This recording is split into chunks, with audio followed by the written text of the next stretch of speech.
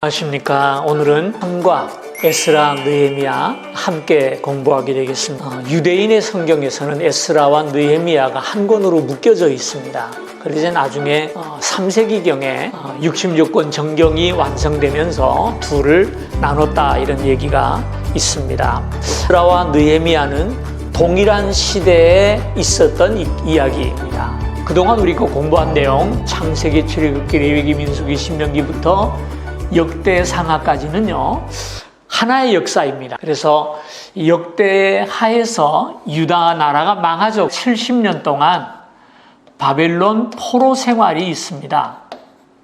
그리고 나서 이들이 70년 후에 예레미야의 약속대로 고국으로 돌아오거든요. 돌아온 사람들의 이야기가 에스라, 느헤미야예요. 근데 많은 유대인들이 돌아왔지만 돌아오지 않은 유대인들이 많았어요. 그들의 이야기가 바로 에스더서죠. 여기는 돌아온 자, 남은 자라고 얘기합니다. 그러니까 이 바빌론에서 볼 때는 돌아간 사람들이지만 유대인들이 볼 때는 남은 자라고 얘기를 해요. 근데 사실은 돌아온 사람들이고 여기는 머무른 사람들, 머무른 자.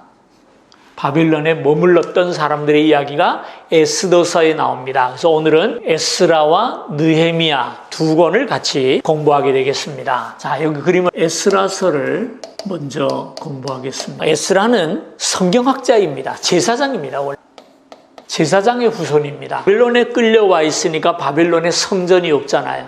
성전이 없으니까 제사장이 할 일이 없는 겁니다. 아마도 많은 제사장들이 자신의 신분을 버리고 새로운 일을 찾아서 살았거나 아마 방황하는 가운데 살았을 줄로 압니다. 그런데 이 에스라는 그런 바빌론에서의 살면서도 자신의 본분을 잊지 않았어요. 제사장으로 제사는 할 수 없는 상황 속에서 그럼 내가 무엇을 할 것인가 라고 생각을 하다가 율법을 연구하기 시작합니다. 그래서 율법의 최고의 학자가 됩니다. 유다가 바벨론에서 돌아왔을 때 성전을 세우고 그들의 삶을 시작할 때 그들의 신앙의 털을 닦아주고 제사 제도를 새롭게 부활시켜서 성전을 이어가는데 아주 지대한 공헌을 한 분이 바로 이 에스라입니다. 그래서 이스라엘의 역사 가운데 에스라의 위치는 굉장히 중요한 위치를 차지하고 있습니다. 유다 백성들이 바벨론의 포로로 끌려가서 70년 만에 돌아오게 되는데요. 모두 두 번에 걸쳐서 돌아오게 됩니다. 첫 번째는 스룹바벨이라는 사람을 통해서 5만 명 정도가 돌아온다고 그래요. 그 다음에 두 번째 들어온 사람이 에스라입니다. 이때 한 10,000명 정도 되는 것 같아요. 그 다음에 세 번째로 돌아온 사람이 누구냐면 느헤미야입니다. 느헤미야. 이때 숫자는 그렇게 많지는 않았던 것 같고요.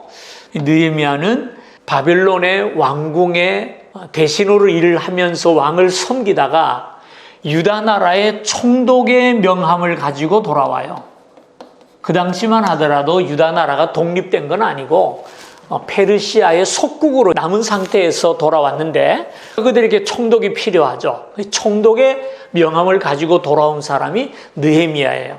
그래서 스룹바벨은 왕족이었습니다. 원래 유다 지파예요. 그 다음에 에스라는 제사장으로서, 느헤미야는 일반 총독으로서 돌아와서 나라의 재건에 힘쓴 사람들, 세 사람의 영웅이 이야기입니다. 에스라의 구조는 두 가지입니다. 1장에서 6장은 스룹바벨을 통한 귀현. 스룹바벨이 와서 제일 먼저 한 것이 성전 재건이에요. 그 다음 7장에서 10장까지는 에스라는 돌아와서 성전 건축만이 아니라 성전 건축은 스룹바벨 때 거의 이루어졌다면은 에스라는 돌아와서 내적 성전, 다시 말해서 성전의 예식이라든지 또는 백성들의 마음에 있어야 할 하나님의 거룩한 성전, 그런 것들을 세워가는데 앞장을 서고 주로 일을 합니다. 우리 교회도 성전을 건축하지만 항상 여러분 기억하셔야 돼요. 이 성전 건축은 건물이라면은 우리의 마음속에 성전도 꼭 지어 나가는 것이 필요한 것 같아요. 지금 우리 교회 같은 경우는 교회 건축과 코로나가 지금 맞물려 가지고 정말 어려운 상황 속에 저희들이 있어요. 우리가 할 일이 뭐냐? 이 건물을 건축회사에서 다 지어줄 겁니다. 중요한 것은 우리가 그 속에 들어가서 어떻게 살 것인가 하는 이 진정한 심령의 건축, 성전의 건축이 우리에게 중요하다고 생각해요. 그래서 좀 내년 1년 동안은 우리가 함께 좀 꿈꾸는 한 해가 되어야 되겠다. 그저 현실과 상황 때문에 낙심하고 그냥 그럴 것이 아니라 정말 하나님께서 지어주시는 그 성전에서, 새로운 교회에서 우리가 어떻게 신앙생활을 이어가며 어떤 교회를 만들어갈 것인가 하는 것을 1년 동안 저와 함께 꿈을 꾸면서 새로 교회 지어져서 입주하게 될 때에는 정말 우리가 좀 다른 모습으로 하나님을 예배하며 찬양하는 교회가 되어야 되겠다라는 생각을 하는데요. 그것이 바로 에스라의 역할이었습니다. 그 다음 네 번째 보십시다. 남은 자들이 돌아옴 그랬죠. 선택된 자들이 바빌론 포로 후에 고국으로 돌아오는 것은 유다 역사에 있어서 가장 중요한 주제이다. 이 귀환은 고레스가 태어나기 200년 전에 이사야 선지자로부터 예언이 되어 있는 내용이었죠. 그죠? 여기 이제 1장입니다. 1장의 내용, 그 다음에 2장의 내용은요, 남은 자들의 수를 우리에게 보여줍니다. 백성들의 수, 제사장의 수, 그러니까 돌아온 사람들을 얘기합니다. 제사장의 수, 레위인의 수, 다른 사람들. 그래서 전체 합이 약 5만 명이다. 이렇게 말을 했어요. 그로부터 80년 뒤인 기원전 456년에 에스라 인도로 또 한 번 돌아오게 된다. 이때 돌아온 자는 남자만 2,000명이었고 느디딤 사람들을 포함했고요. 여자와 아이들을 다 포함하면 약 10,000명 정도 그렇게 들어옵니다. 그래서 이 두 번의 돌아오는 이야기가 에스라서에 담겨 있습니다. 여기 4번 이 두 번의 돌아옴 사이의 이야기를 에스더서가 담고 있다. 에스더서는 요 두 번 사이에 기록된 책입니다. 그래서 이것 좀 우리 좀 보십시다. 바벨론 왕이 첫째로 고레스 왕입니다. 성경에서는 다리오라고도 나와 있어요. 그 다음에 두 번째 아하수에로 왕이 있고요. 에스더와 사연을 만들었던 사람이죠. 세 번째가 아닥사스다. 그래서 고레스 왕 때 스룹바벨이 1차 귀환을 하죠. 그 다음에 아하수에로 왕 때 에스라가 2차 귀환이 있고요. 아닥사스다 왕 때 3차 귀환이 있습니다. 여기가 에스더서와 동시대 사람이에요. 바벨 페르시아의 역사를 조금 이해를 해야 에스라, 느헤미야, 에스더가 이해가 쉬워요.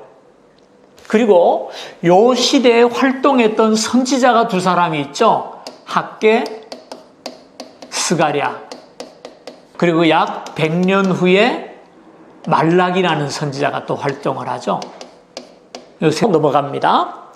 두 사람의 인도자가 나오죠. 스룹바벨이라는 이름의 뜻은요, 바벨론에 내려갔다라는 뜻입니다. 스룹, 내려가다, 바벨론을 얘기하죠. 그래서 이름 자체가 이 사람이 바벨론에 끌려간 포로였다라는 것을 우리가 발견하게 되고, 그런 사람의 아들이겠죠. 자기 아들의 이름을 그렇게 지어준 것 같아요. 그래서 그의 계보는 유다 지파라는 말씀을 드렸고요. 에스라는 제사장입니다. 에스라는 완공된 성전을 마무리하는데 도움을 줬고요. 하나님 말씀을 백성들에게 잘 연구하고 가르친 사람입니다. 근데 이제 여기서 중요한 것이요, 열지파 이야기가 나오는데요. 유다 나라가 이렇게 생겼거든요. 갈릴리 바다가 있고 여기 이제 사해가 있어요. 이 지중해. 그래서 나라가 둘로 나눠져 가지고 여기가 남쪽 유다고 여기는 북쪽 이스라엘이라 그랬죠. 북쪽 이스라엘은 아수르로 끌려갑니다. 유다보다도 200년 먼저 끌려가고요. 남쪽 유다는 바벨론으로 끌려가게 됩니다. 그리고 나니까 어떻게 되면 여기는 비게되죠. 그죠? 비게돼요. 이 아수르는 북쪽 사람들을 끌어다가 자기 나라의 점령 지역에다 흩어버립니다. 또 다른 점역에 있는 사람들을 여기 와서 살게 해요.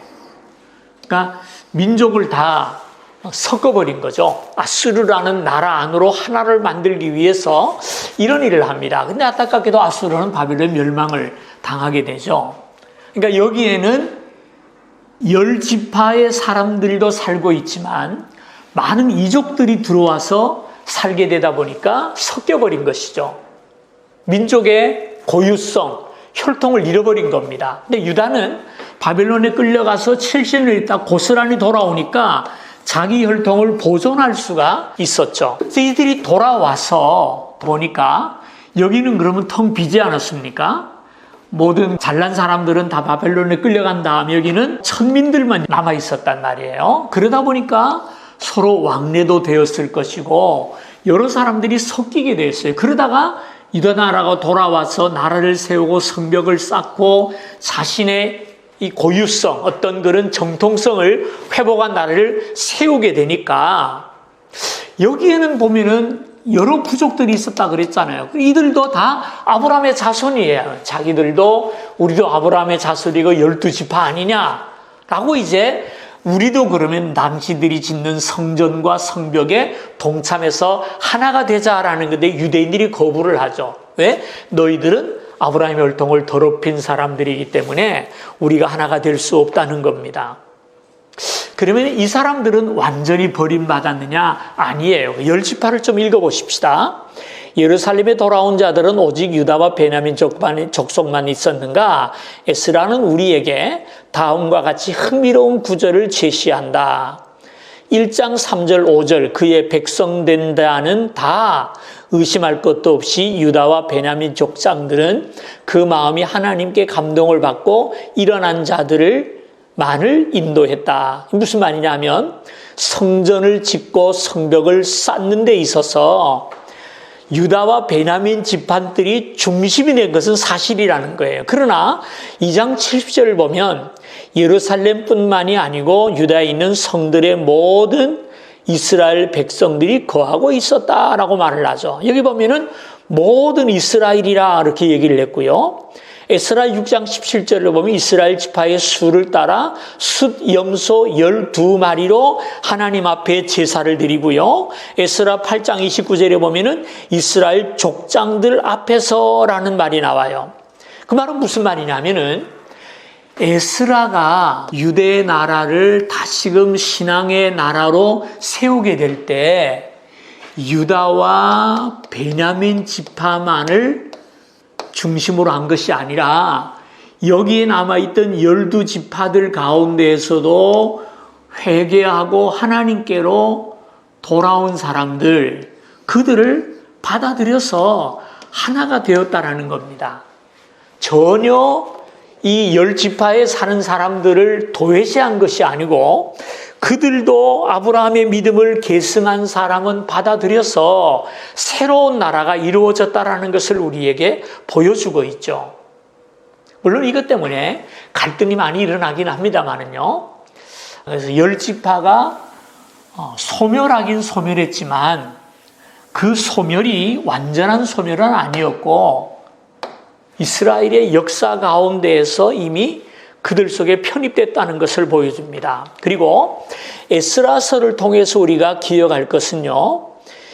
유다 민족이 고국으로 돌아와서 나라를 세워가는 그 과정을 보게 되면 우리가 그리스도 안에서 하나님의 백성이 되는 것과 비슷한 내용을 담고 있어요. 하나의 표상이 된다라는 말입니다. 유다 민족이 그 땅에 돌아오는 것은 우리가 그리스도와 올바른 관계를 회복하는 것을 우리에게 보여줍니다. 단을 다시 세우는 것은 새로운 헌신, 새로운 성전은 매일매일의 예배와 증거가 우리에게 새로워지는 것을 얘기하고요. 역경으로 인하여 방해를 받는 것은 연단받는 신앙을 이야기하고요. 선지자들의 권면은 하나님의 말씀하신 것을 받는 것, 설교를 통해서 또한 말씀을 읽기를 통해서 하나님의 말씀을 우리가 받아야 하는 것을 얘기하고, 성전 건축이 완공됐다는 것은 우리의 믿음이 항상 이긴다는 것을 보여주고요. 에스라는 연구, 준행, 가르침을 준비했는데요. 우리도 그렇게 살아야 될 것을 보여줍니다. 에스라는 하나님께 의지하며 평탄한 길을 간구했는데요. 우리도 그런 삶을 살아야 되겠고, 에스라는 타협하지를 않았어요. 특별히 느헤미야 같은 경우는 이방인들을 다 추방합니다. 예? 그래서 우리가 이 땅을 살면서도 세상과 타협하지 아니하고 굴복하지 아니하고 기도로 살아야 될 것을 보여주고요. 회개와 분리는 우리가 해야 할 일을 정확하게 보여준다, 이렇게 이야기를 하고 있습니다. 느헤미야서를 보겠습니다. 에스라와 느헤미야는 좀 우리가 비교해보면 재미있어요. 아까 말씀을 드린 대로 에스라는 제사장이라 그랬죠. 느헤미야는 제사장이 아니에요. 일반인입니다. 그는 직업인이에요. 왕궁에서 일을 했으니까 요즘 말로 하면 공무원일 수 있죠. 공무원이에요. 근데 에스라는 제사장으로서 바벨론에서 고국으로 돌아와서 신앙적인 부흥운동을 일으켰다면, 느헤미야도 똑같이 바벨론에 살고 페르시아에서 지금으로 말을 하면은 의전실장 아닙니까? 술 맡은 관원인데, 그런 사람은 직업인이고 공무원인데 그것을 버리고 고국으로 돌아와서 조국을 세우는데 아주 큰 일을 하는 것을 보게 됩니다. 그러니까 우리가 하나님을 섬기는 데는요, 어떤 직업이나 신분이 중요한 게 아닌 것 같아요. 오늘 우리는 하나님의 나라를 세우는 사람들 아닙니까? 예? 내가 목회자면 목회자로서 할 일이 있고, 공무원이면 공무원으로 살 일이 있고, 일반 직업인이라면 직업인으로서 얼마든지 주님을 섬겨야 합니다. 그런 면에서 이 느헤미야는 우리 평신도 들에게 상당한 하나의 본이 될 수 있고 우리가 따라야 할 것이다 라는 것을 보게 됩니다. 느헤미야서의 저자는 느헤미야라, 이렇게 우리가 알고 있습니다. 그 다음에 본서의 주제와 구조인데요.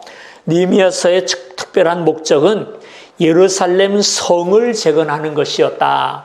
스룹바벨과 에스라가 건축한 것은 성전입니다.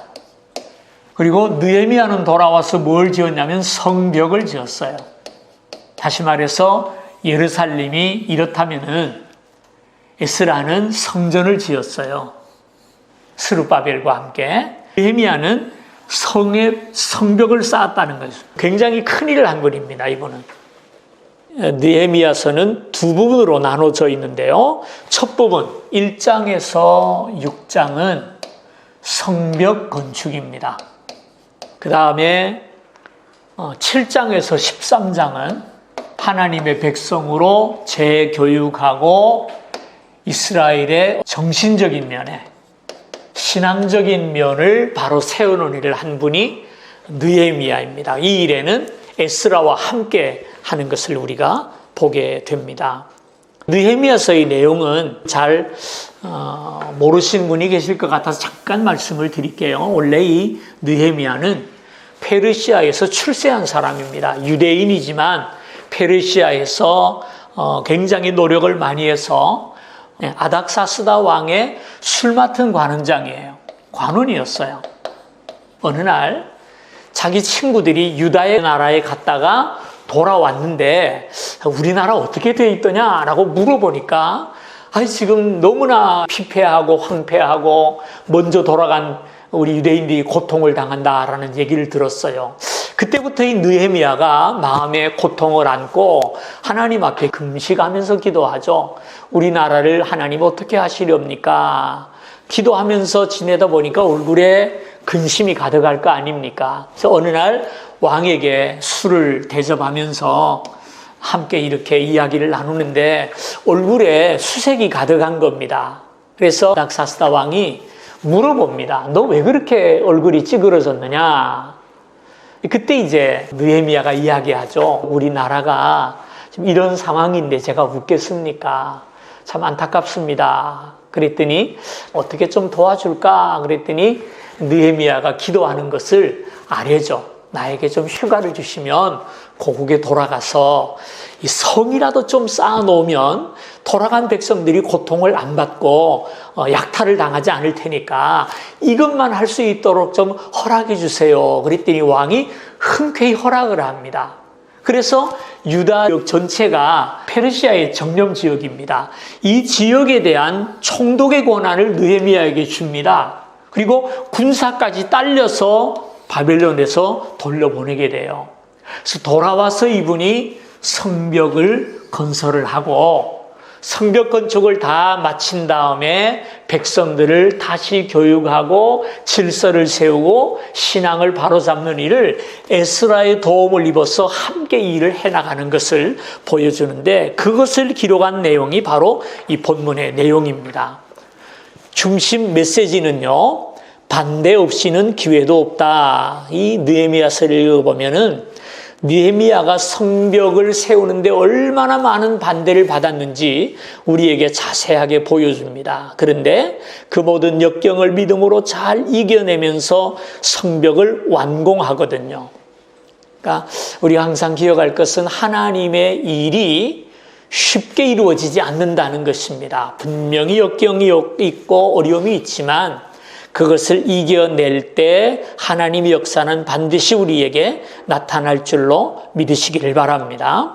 거기 보면은 고린도전서 16장 9절의 말씀을 적어보자 그랬는데요. 다윗의 글입니다. 내게 광대하고도 유효한 문이 열렸으나 대적하는 자가 많다. 이게 바울만이 아니라 느헤미야만이 아니라 우리 모든 성도가 당하는 일이에요.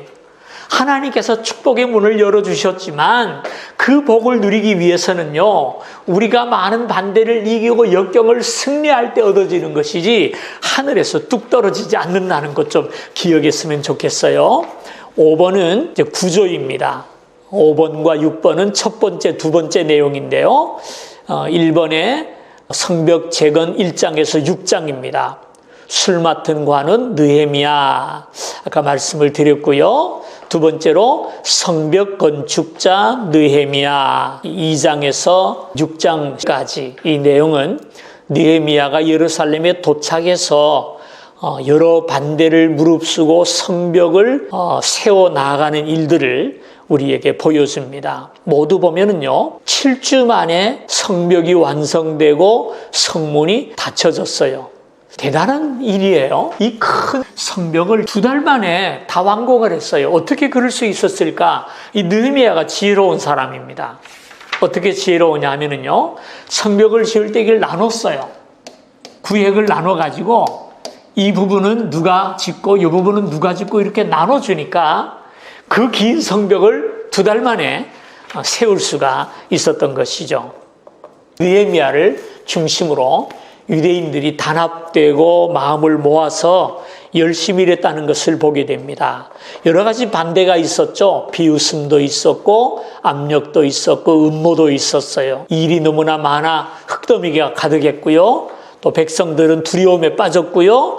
또 다른 엉뚱한 욕심, 예를 들어서 이 성벽을 건축하는 기간 동안에 백성들이 성벽에 매여 달리니까 먹을 게 없잖아요. 그러니까 돈을 빌려야 뭐 곡식이라 사서 먹을 거 아닙니까? 그러다 보니까 이 유대인들 가운데 또 고리대금업자들, 사채업자들이 많이 일어난 거예요. 그래서 백성들에게 돈을 빌려주고 이자를 붙여가지고 나중에 그 돈을 막 뺏어가고 돈 없다 그러니까 자식을 데려다가 종으로 팔아버리고 이런 일을 해가지고 그걸 이제 바로잡는 일을 느헤미야가 했다라는 내용입니다. 그 다음에 두 번째는 백성들의 재교육입니다. 7장에서 13장인데요. 안정과 인구 문제. 느헤미야는 총독이라 그랬죠. 그래서 인구 조사를 한 다음에 유대인들로 하여금 예루살렘을 교대로 들어와서 거할 수 있도록 성을 지키기 위해서 그렇게 했고요. 두 번째로 8장에서 10장은 하나님의 말씀의 부흥운동을 일으킵니다.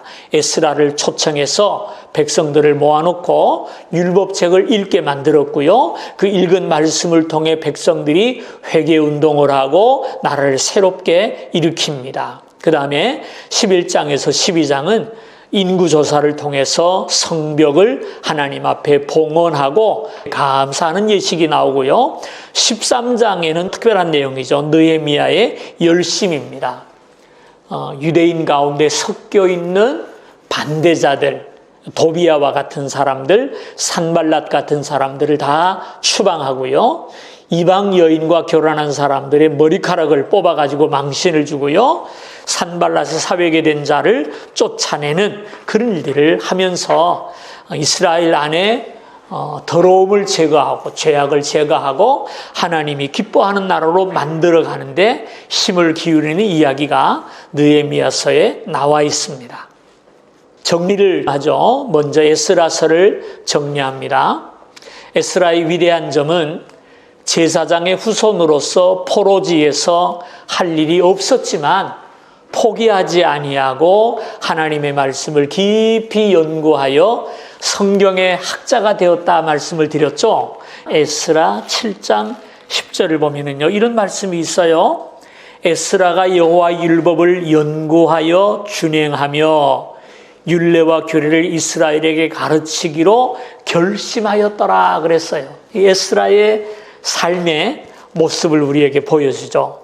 하나님 말씀을 잘 연구하고 준행하고 자기가 먼저 합니다. 그 다음에 율례와 규례를 백성들에게 가르치기로 결심한 사람입니다. 그래서 느헤미야와 동시대에 살았고 동시대에 유대 땅에서 일을 했는데 에스라는 교회적인 관점에서 역사를 이루어가고 기록을 했고요. 느헤미야는 일반 시민의 관점에서 정치적인 관점에서 이스라엘 역사를 살펴보고 기록하는 일을 했다라는 것을 우리가 발견하게 됩니다. 그래서 우리 하나님의 나라에는 에스라도 필요하고 느헤미야도 필요해요.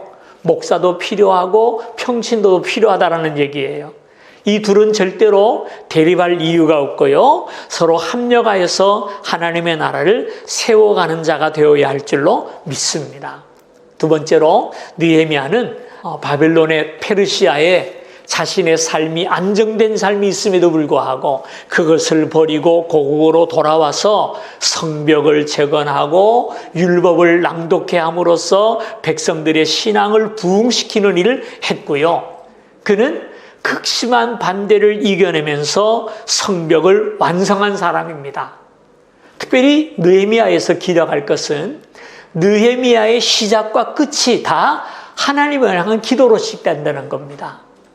첫 번째 부분은 느헤미야의 고민, 유다로 돌아간 우리 민족들이 고통을 당한다는 것 때문에 기도함으로 시작했고요. 마지막 부분은 유대 나라를 어지럽히는 그런 이방인들과 섞여 사는 사람들을 추방하고 하나님 앞에 감사하는 기도로 끝을 낸다. 그래서 느헤미야는 참 평신도였지만 직업인이었고 공무원이었지만 정말 특별한 믿음의 사람이에요.